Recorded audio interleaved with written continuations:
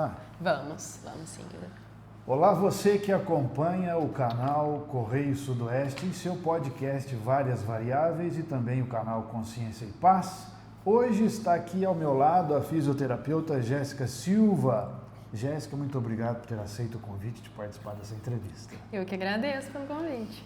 Jéssica, cada ação humana é determinada por uma grande soma de motivos. Quais foram os principais motivos que te conduziram na escolha pela fisioterapia enquanto profissão?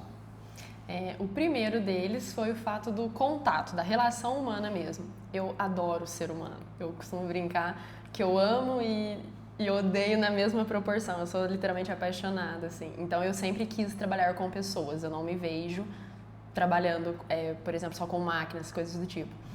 O segundo motivo foi porque eu sempre, desde que eu me entendo por gente, quis fazer parte da área da saúde de alguma forma, né? E o terceiro porque eu acho que a vida é literalmente movimento, né? A gente está em movimento constante o tempo todo, então a fisioterapia fez essa junção, né? Eu trabalho com o ser humano, trabalho na área da saúde e trabalho com o movimento, né? Eu não consigo me ver fazendo outra coisa. E você trabalhou em algumas clínicas, né? E agora você tem o seu próprio consultório. Exatamente. Eu me formei aqui em Guaxupé mesmo, em 2016. E aí, na época, um professor meu da graduação me chamou para trabalhar com ele, o Saulo. Então, foi onde eu tive a minha primeira experiência dentro da área da fisioterapia, né? Eu já trabalhava antes, mas em outras áreas, enfim.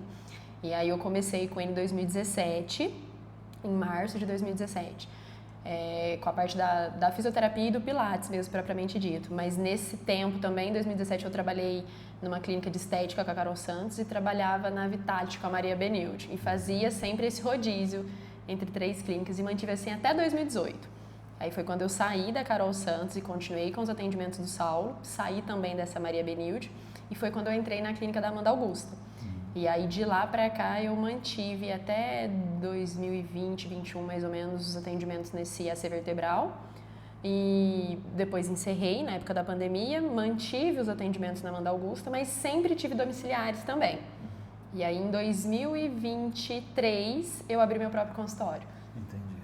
Esse ano eu saí da Amanda Augusta, né? Fiquei lá 7 anos e agora eu estou só por conta dos atendimentos clínicos aqui, né? Os domiciliares e eu atendo online também.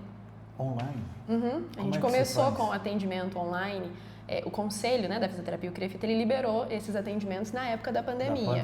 Né? Então, naquela época, todos os pacientes que não eram de urgência e emergência, eles foram passados para o atendimento online. Né? Porque aí você liga ou através do Google Meet ou pelo WhatsApp, enfim, faz uma chamada de vídeo com o paciente e vai orientando, né? Porque as pessoas tinham uma imagem, algumas ainda têm, que a fisioterapia é muito passiva, né? O cliente lá, o paciente deitadinho e o profissional fazendo técnicas, enfim, sobre ele. Mas é uma visão totalmente errônea, né? A fisioterapia ela é totalmente ativa. Então, dá tranquilamente para trabalhar de forma online, porque é mais orientação, né? A gente faz correções. Então, se possível, a avaliação a gente prefere fazer presencial, porque aí sim a gente faz alguns testes ortopédicos, vê algumas condições clínicas específicas, né? Mas depois o atendimento dá para conduzir de forma online perfeitamente. E qual é o significado da expressão fisiotraumato-ortopédica? Porque eu costumo falar, a fisioterapia ela tem diversos leques, né? Tem diversas divisões, assim como a medicina, enfim, algumas outras áreas. Então, a fisiotraumato-ortopédica, né, que é a área que eu me especializei, minha especialização é disso, é a fisioterapia voltada para as questões musculoesqueléticas, né? Então, as dores de coluna, as fraturas, as lesões ligamentares, tendinosas, esse que é o significado da fisioterapia voltada para a parte da traumato-ortopedia, né? Certo. E você também se especializou em fisioterapia de idosos, né? Isso, na verdade, o público idoso sempre foi eu falo que foi o meu primeiro amor. Na época da graduação, eu realmente me encontrei ali dentro da gerontologia, né? Mas fiz primeiro a especialização na traumato-ortopedia. E aí agora, esse ano eu comecei a fazer a especialização em gerontologia e no cuidado com a pessoa idosa. Eu ainda não concluí, eu estou fazendo ainda essa pós-graduação. É gratificante? Muito.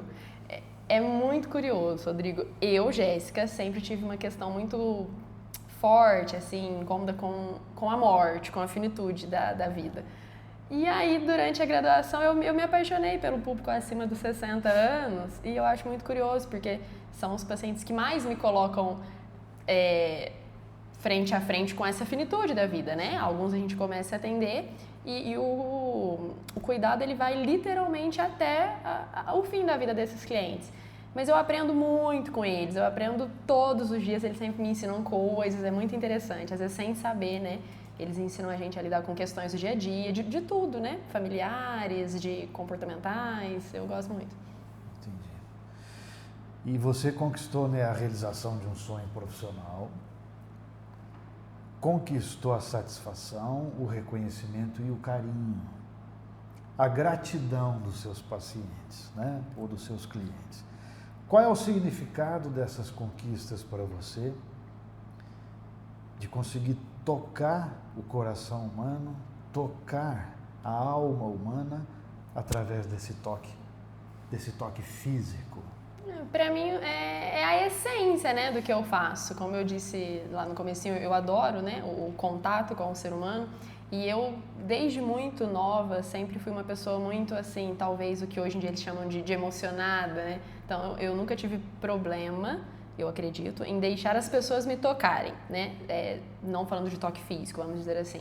Então eu saber que através do meu trabalho, hoje em dia eu consigo acessar o ser humano nesse lugar, para mim é uma realização completa, assim, eu me sinto muito feliz, né? E então agora comente a frase que eu andei lendo lá no seu Instagram.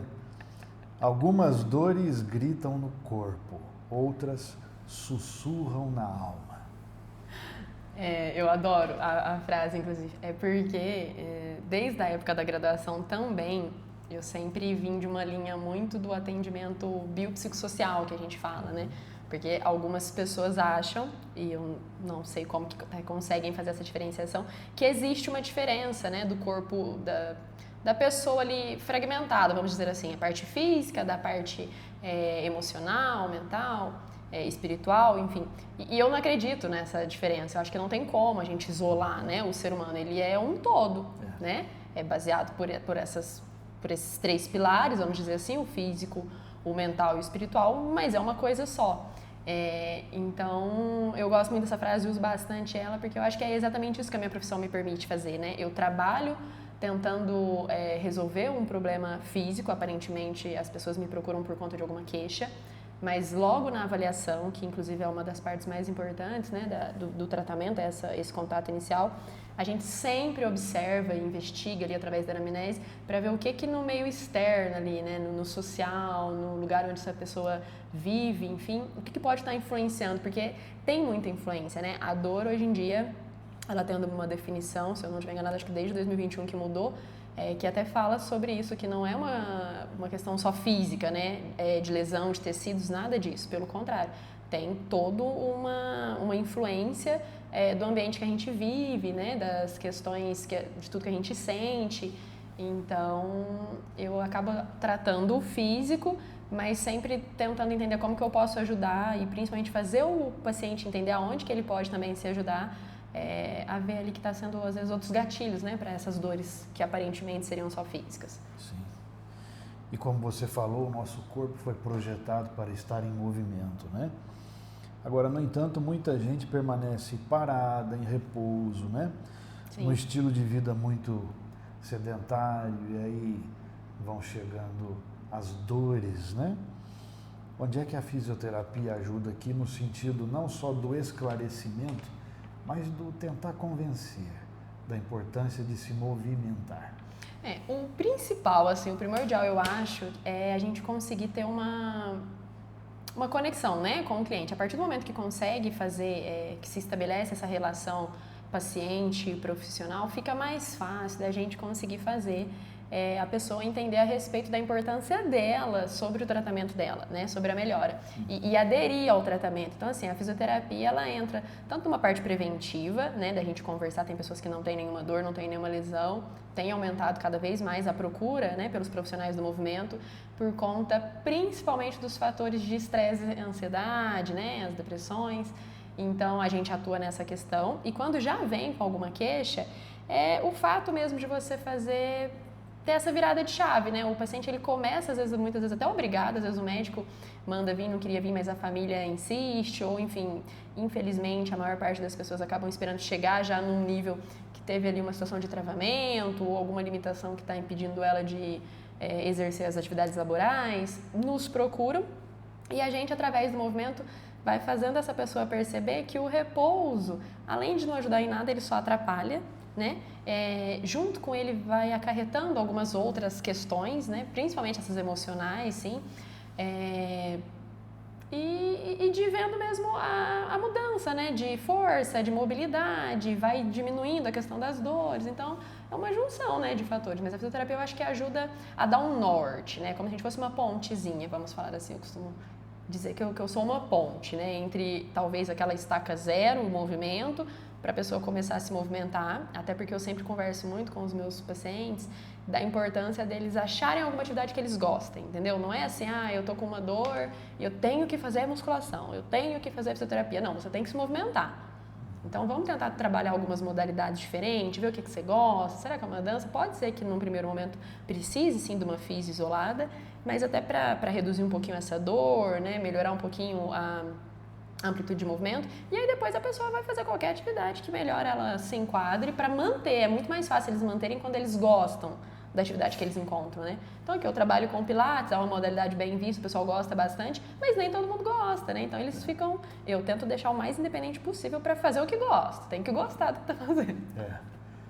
Em relação ao toque, né, o médico, para exercer a medicina, ele precisa tocar, né? O fisioterapeuta, a gente imagina também que seja assim. Agora, como é que você lida com aquele tipo de paciente que tem uma certa aversão ao toque? Não gosto que ponha a mão em mim. Como é que faz?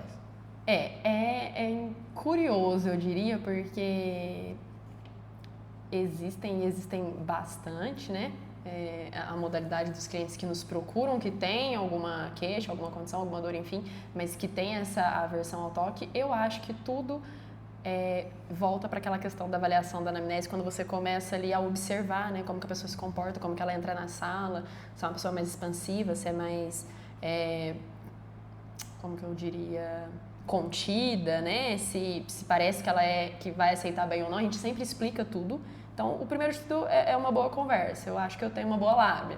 Então, eu sempre começo explicando tudo que eu vou fazer, aí eu vejo na cara, né, tem pessoas que às vezes falam, sim, que não gostam, mas primeiro você vê na expressão, às vezes a pessoa teria ali um comportamento a princípio de mais distância, e aí ao longo da avaliação a gente vai tentando ganhar uma intimidade, uma proximidade, né? Então eu tento ir cercando, vamos pensar assim, montando um terreno para que eu consiga acessar, né? Nunca aconteceu comigo de alguém ter essa restrição do toque e eu não conseguir acessá-la, mas eu acredito que assim, eu acho que nada é 8 ou 80, né? Na pior das hipóteses, se eu pegasse um paciente nesse caso, igual eu já faço, eu tentaria acessar na conversa, explicando primeiro, porque acho que quando a gente explica o que vai ser feito, não tem nenhuma aversão, não tem nenhum estranhamento, né? A pessoa às vezes fica um pouco mais relaxada, não fica incomodada ou se sentindo ali que eu passei, né, um limite dentro da minha profissão, porque é muito complicado, né?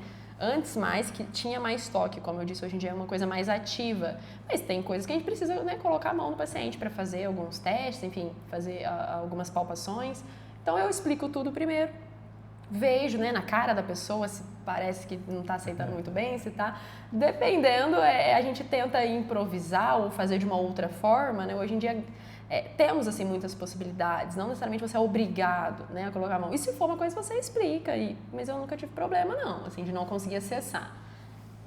E agora você se dedica muito, trabalha muito, cuida de muita gente. Quem é que cuida de você?